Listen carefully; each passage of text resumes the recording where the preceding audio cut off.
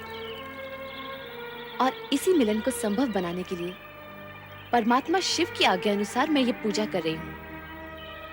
ओम नमः शिवाय। तनिक सोचो पुत्री, तनिक सोचो। उस विचित्र वेशधारी कैलाश निवासी से तुम्हारा विवाह कैसे संभव होगा? एक प्रजापालक नरेश होते हुए हम स्वयं अपनी पुत्री को एक वैरागी के हाथों कैसे सौंप सकते हैं? जो पूर्व निश्चित है उसे आप विफल कैसे कर सकते हैं? मेरा जन्म ही देवेश्वर शिव की चरणों की सेवा के लिए हुआ है पिताश्री। ये तुम्हारा भ्रम है सती। स्वप्न की बातें कभी सत्य नहीं हुआ करती।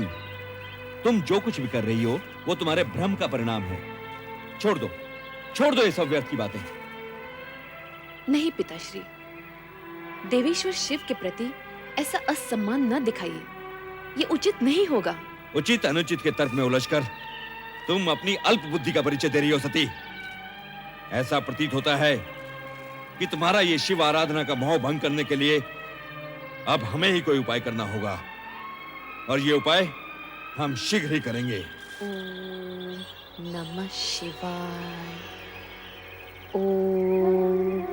पिता दक्ष के क्रोध और चेतावनी का सती पर कुछ भी प्रभाव नहीं हुआ और वो पुनः शिव स्मरण में निमग्न हो गई। नदी तट पर सती शिव की भक्ति में लीन थी और इंद्रलोक में देवराज इंद्र, पत्नी शची तथा अन्य देवगणों के साथ नृत्य, संगीत व मनोविनोद में निमग्न थे।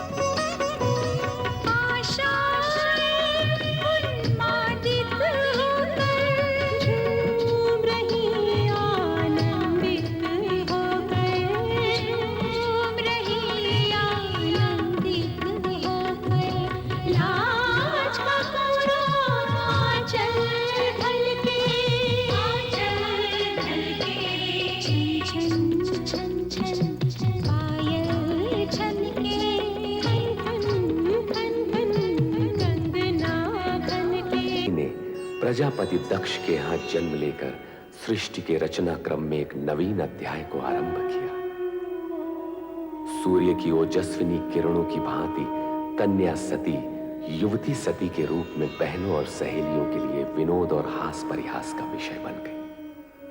और तब शिव जी ने स्वप्न में प्रकट होकर सती की अपूर्णता को पूर्ण करने तथा मन की शांति के निमित्त पार्थिव शिवलिंग की आराधना करने का मार्ग सुझाया। अपने स्वप्न को माता वीरणी से कह सुनाया सती ने, और वो नदी किनारे ओम नमः शिवाय के पंचाक्षरी मंत्र का जाप करने में निमग्न हो गई। किंतु दक्ष को अपनी प्रिय पुत्री का इस प्रकार कठोर तपस्या करना नहीं रुचा। भूतल और भूतल से परे विभिन्न क्षेत्रों में विभिन्न गतिविधियां सक्रिय होती रहीं।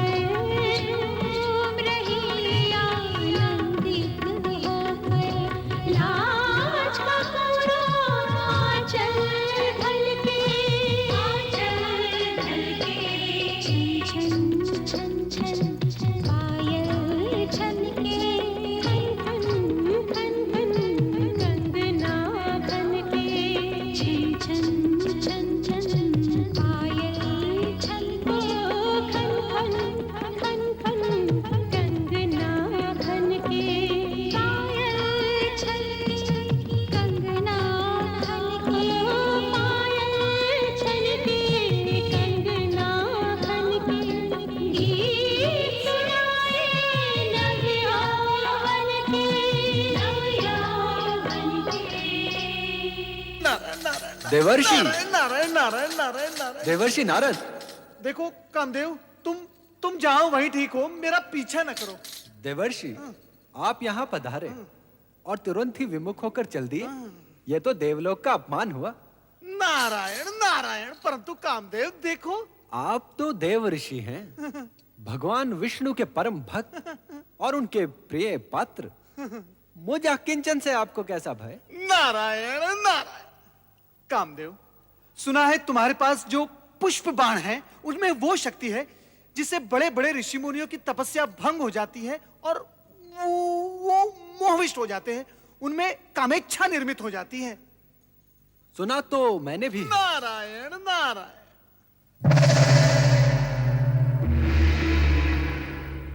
किंतु मैं पुष्प बाण की इस शक्ति को देखना भी चाहता हूँ। किसी सुपात्र पर इसका प्रयोग करना चाहता हूँ। और आप? नारायण नारायण। कामदेव, ऐसा नहीं हो सकता। मैं नारायण भक्त बाल ब्रह्मचारी, प्रयोग के लिए क्या मैं ही शेष रह गया हूँ? ये घृणित विचार तुम छोड़ दो। घृणित विचार? ये आप क्या कह रहे हैं देवऋषि? यदि ये कृत्य घृणित होता तो क्या परमपिता ब्रह्मा मुझे इसकी आज्ञा देते?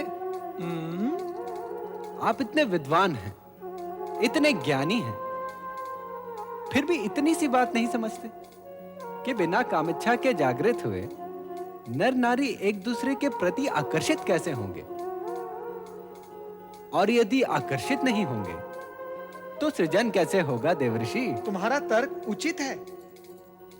तो फिर पहला पुष्प बाण यहाँ स्वर्ग लोक में किसी उचित पात्र पर छोड़ना। हो सकता है प्रयोग ही प्रयोग में कोई स्वर्गिक सृजन ही हो जाए। नारायण नारायण। जहां पहले से ही गीत, संगीत और उन्माद की भावना व्याप्त है, वहां ये पुष्प बाण भला क्या प्रभाव डालेंगे? इनकी शक्ति का प्रमाण देखना है तो इनका प्रयोग किसी इंद्रिय जय, जीवन से विरक्त और साधु मना व्यक्ति पर किया जाए। आप तो स्वयं इसी कोटि में आते हैं ना मुनिवर। और देखो कामदेव, इससे पहले कि मैं तुम्हें श्राप दूं, मेरी दृष्टि से दूर हो जाओ। नारायण नारायण। आपने मेरी पूरी बात तो सुनी ही नहीं। मैं तो ये कह रहा था कि आप मुझे किसी ऐसे पात्र का नाम बता दीजिए जो मानव दुर्बलताओं पर विजय पाकर भगवान में लिप्त हो। देवर्षि, हर ऐसे स्थान में तो आपका आना जाना लगा ही रहता है जहां प्रभु का नाम लिया जा रहा हो। कृपा करके कुछ बताइए ना। देवी संध्या। देवी संध्या? ये कौन है देवर्षि? एक ब्रह्मचारिणी जो दिन रात ऋषि मुनियों के सत्संग में रहकर मानवीय दुर्बलताओं पर विजय प्राप्त कर चुकी है। कामदेव, मुझे पूर्ण विश्वास है कि उस पर आपके ये पुष्प बाण व्यर्थ जाएंगे। यही तो देखना है देवर्षि। और हां, सुपात्र की खोज में सहायता देने के लिए धन्यवाद। नारायण नारायण। ब्रह्मचारिणी संध्या। ओम आदित्याय नमः ओम आदित्याय नमः ओम आदित्याय नमः ओम वैश्वनराय नमः ओम वैश्वनराय नमः स्वाहा ओम वैश्वनराय नमः स्वाहा ओम आदित्याय नमः स्वाहा ओम आदित्याय नमः स्वाहा ओम वैश्वनराय नमः स्वाहा ओम वैश्वनराय नमः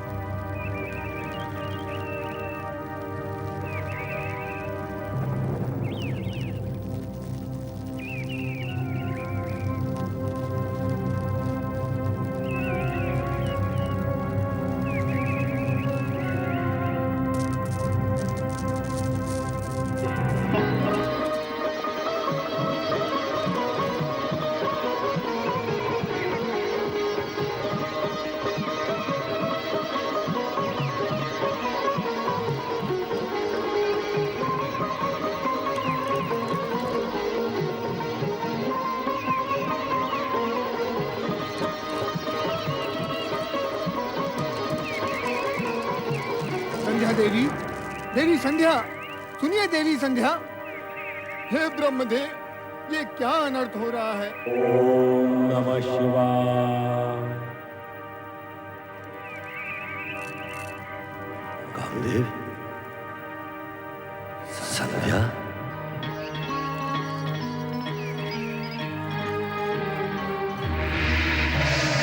कामदेव,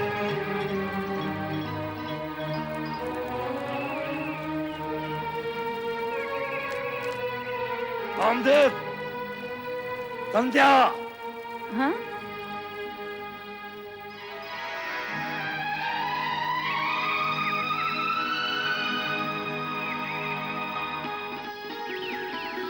संध्या,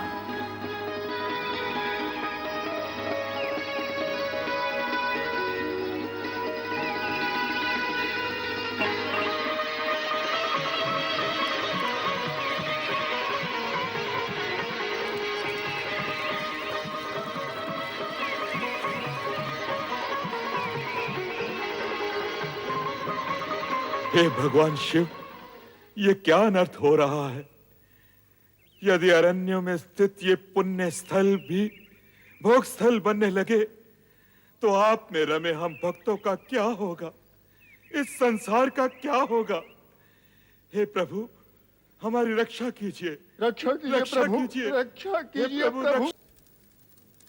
मुझे क्षमा कीजिए पिताश्री। तुम्हारे मुख से पिता सुनते हुए भी मुझे लज्जा आती है। तुम्हें अपने पुष्पवाणों का प्रयोग करने के लिए क्या ऋषि आश्रम और देवी संध्या मिली? बाद में जब मैं कामाधक देवी संध्या की सहायता के लिए पहुंचा तो तुमने मुझे ही अपने पिता को ही दूषित करने का दुष्ट चक्र चलाया। जो हुआ उसका मुझे खेद है पिताश्री, किंतु ये सत्य है। आपको अपने प्रयोग में उलझाने की मेरी कोई इच्छा नहीं थी। कामाविष्ट देवी संध्या के शरीर से निकली मोहिनी गंध ने आपको उनकी तरफ आकर्षित होने के लिए विवश कर दिया। और जो भी हुआ हो, किंतु आज तुम्हारे ही कारण लोक और शिव की दृष्टि में स्वयं लोक सृष्टा ब्रह्मा को लज्जित होना पड़ा, सदाशिव से क्षमा याचना करनी पड़ी। अब तुम्हें अपने किए का दंड मिलकर ही रहेगा। नहीं नहीं पिताश्री, मुझे क्षमा कीजिए, मुझे क्षमा कीजिए पिताश्री। मैं तुम्हें श्राप देता हूं कि वो भगवान शिव जिनके आराधना स्थल को तुमने अपने कुकृत्य से कलंकित किया है, एक दिन तुम्हें भस्म कर देंगे, भस्म कर देंगे, भस्म कर देंगे, भस्म कर देंगे। नहीं पिताश्री, मेरी रक्षा कीजिए पिताश्री, अपनी संतान की रक्षा कीजिए। नहीं पुत्र नहीं, श्राप तो धनुष से निकले हुए उस बाण की तरह है जिसे लौटाया नहीं जा सकता। एक बात और है, इसी श्राप में तुम्हारा और जगत का कल्याण भी निहित है, अतः इसे श्राप के साथ साथ आशीर्वाद भी समझो।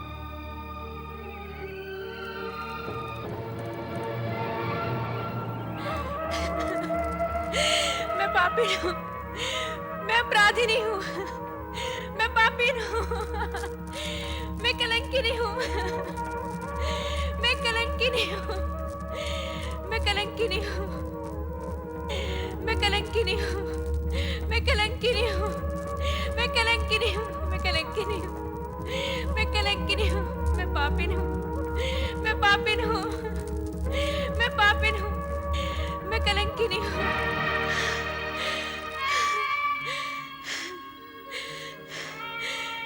इतने बड़े पाप, इतने बड़े कलंक का बोझ लिए अब मैं ये जीवन कैसे व्यतीत करूंगी? जिस शिव की एक झलक पाने के लिए बरसों से इस जीवन को पुण्य कर्मों में लगाए रखा था, वही शिव आज सामने भी आए तो मात्र ये कहने के लिए कि मेरा पाप अक्षम्य है। अब मेरे जीवन का क्या अर्थ और बिना अर्थ के ये जीवन कैसा?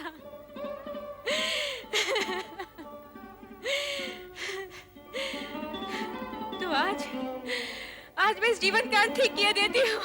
ठहरो देवी संध्या, इस तरह स्वयं को समाप्त करने का तुम्हें कोई अधिकार नहीं। तुम ब्रह्मदेव की मानस पुत्री हो, तुम अपनी भूल का प्रायश्चित भी वैसे ही करोगी जैसे ब्रह्मा जी चाहेंगे। ओम नमः शिवाय, ओम नमः शिवाय, ओम नमः शिवाय, ओम नमः शिवाय, ओम नमः शिवाय, ओम नमः शिवाय। ब्रह्मा जी, ऋषि श्रेष्ठ वशिष्ठ, प्रणाम देव। सृजनकर्ता ब्रह्मा जी, मेरे आश्रम में पदार्पण करके आपने मुझे कृतार्थ किया। आसन ग्रहण करके जलपान करे देव। हम तुम्हारे पास चिंता युक्त आए हैं। हमारे ही मानस पुत्र कामदेव से आज एक बहुत बड़ा अपराध हुआ है।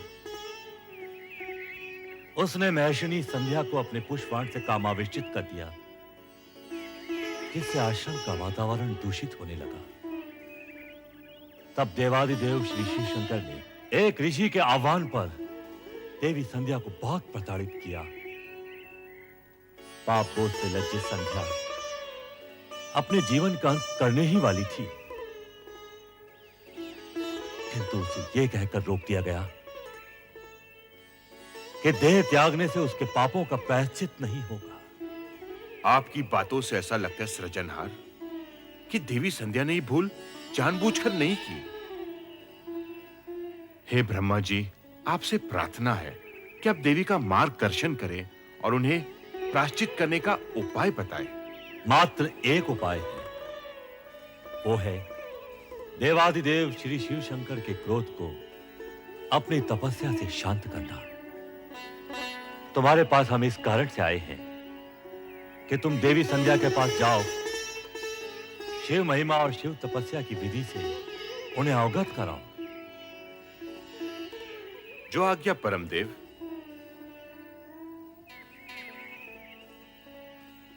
किंतु संध्या इस समय होगी कहां? संध्या अपने आश्रम के पास वाले वन में एक पर्वत पर बैठकर अश्रु बहा रही होगी।